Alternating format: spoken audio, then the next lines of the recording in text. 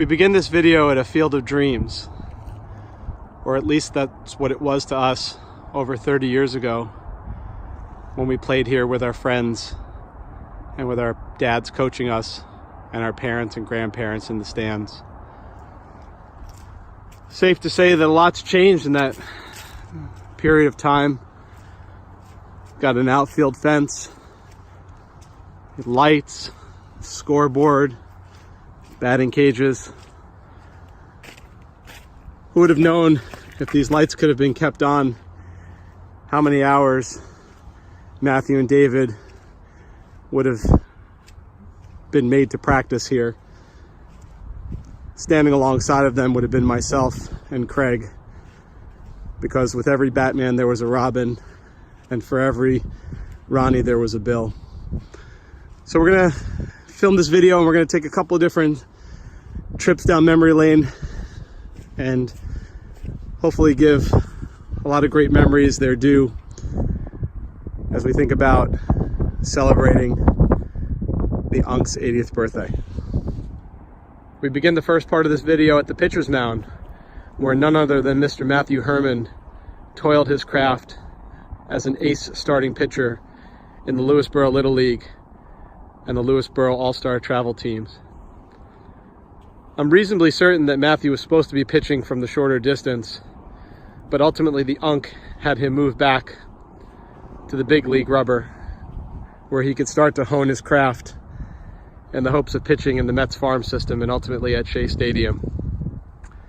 There was a saying in the movie Major League where one of the pitchers was the only one known to throw at his own kid in a father-son game, but I'm pretty sure I know where that idea came from. Ultimately, I think I recall that this pitcher's mound here was where some of the more spirited and loving discussions between Matthew and his dad occurred. But ultimately, his dad brought out the best in Matthew, who always did well for his team.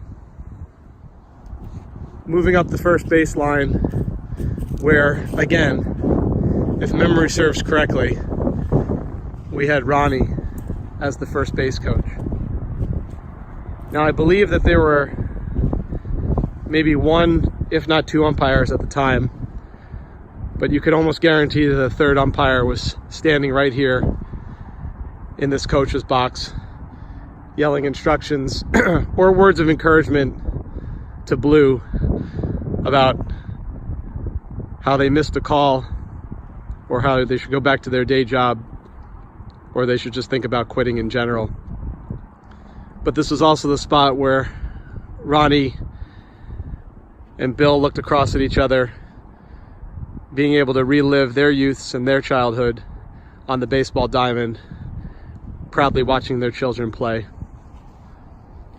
Coming over to second base, again, going off memory, was Mr. David Herman. I think we said David as one of the few people who we know now probably could solve complex financial equations in addition to being able to turn a double play at the same time. But the one thing I'll always remember about David on the baseball field is that he always had a big smile on his face, no matter when he was playing. And when he was out there, he was always accompanied by his partner in crime, Craig, who played shortstop. Clearly the better athlete in the family. I think it was suffice to say that it was a lot of fun watching David and Craig play from these very stands after my time in Little League had passed. Then as we move forward over to the third base area, we had none other than Bill Deletto. Looking back on it now, I could definitely say that Dad was probably one of the more in-shape fathers that were a part of this town. And in looking back at some pictures earlier today, I could also say that he wore some of the smallest t-shirts and collared shirts, along with some of the smallest shorts, but those were in fashion at the time. We certainly couldn't complete this video without a special recognition to two of the ladies in the Herman household who probably put up with more stuff than any other pair of mom and sister combinations that you could ever think of.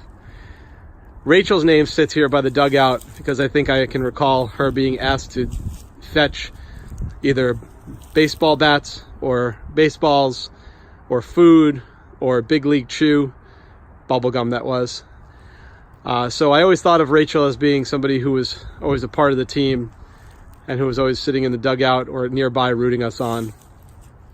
And certainly we could never forget that standing behind every great man is an even greater woman.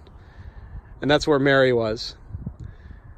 I think the best thing about having Mary at these games was that this is probably the place that she was standing, ready to yank her husband by the shirt collar off the field in the invariable event that he got thrown out of one of the games, or at least got reprimanded by the umpires.